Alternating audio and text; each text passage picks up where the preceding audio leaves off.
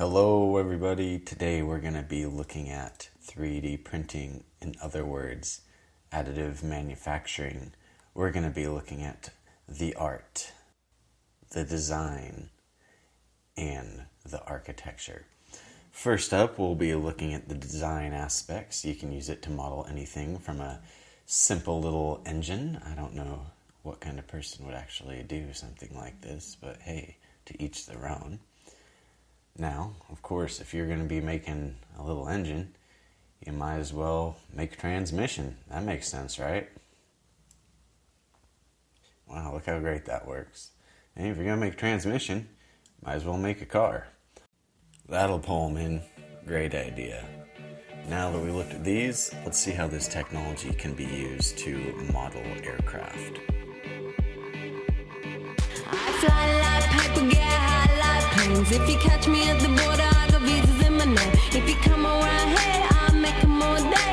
I get one down in a second if you wait. I fly like paper, get high like planes. If you catch me at the border, I got visas in my name. If you come around here, I'll make them all day.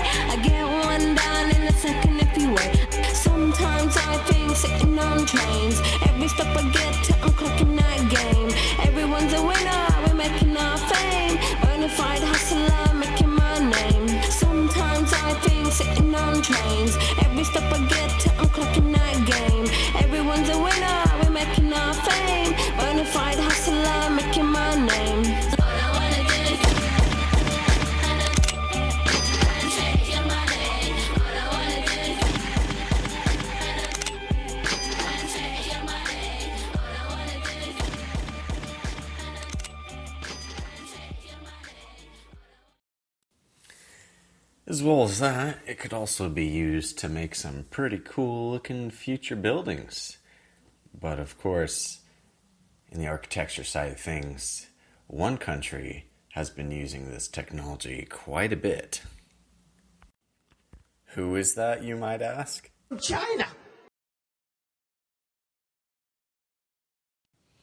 Aren't those great looking? Let's see what these other guys are working on.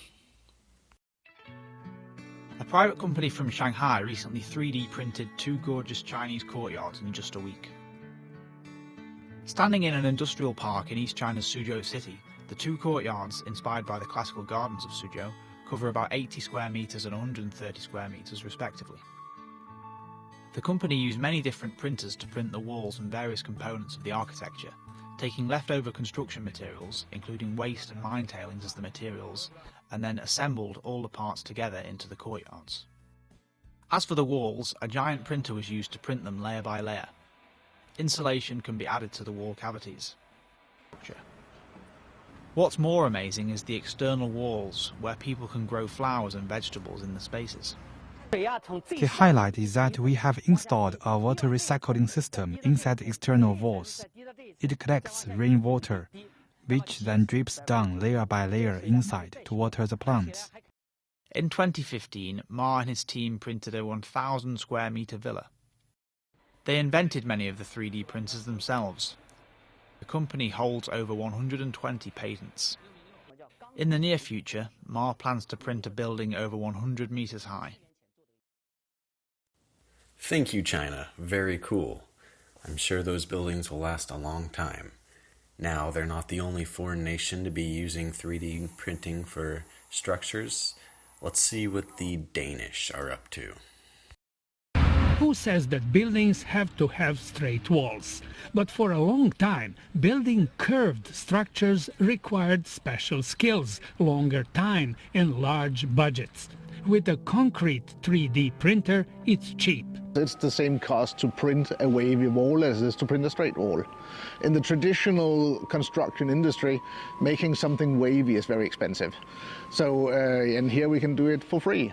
The Danish company 3D Printhuset, the first to do it, says its 3D printing machine may be a dream come true for architects. We are hoping this will lead to that the architects are allowed, without additional cost, to create some more interesting, some more organic shapes and forms that we have not seen previously.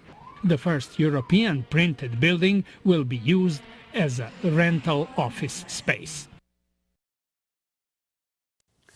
Okay, so we took a gander at some design, saw what architecture is being built around the world. Now, let's see what we have going on for some art. Here we have, well, no. Yeah.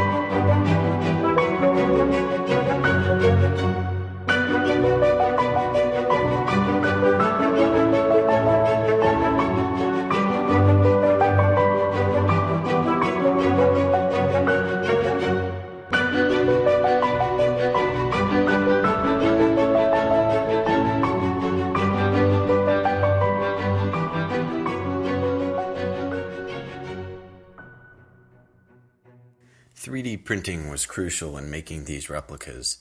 The great thing about it is, it lets you create something that normally you can't get."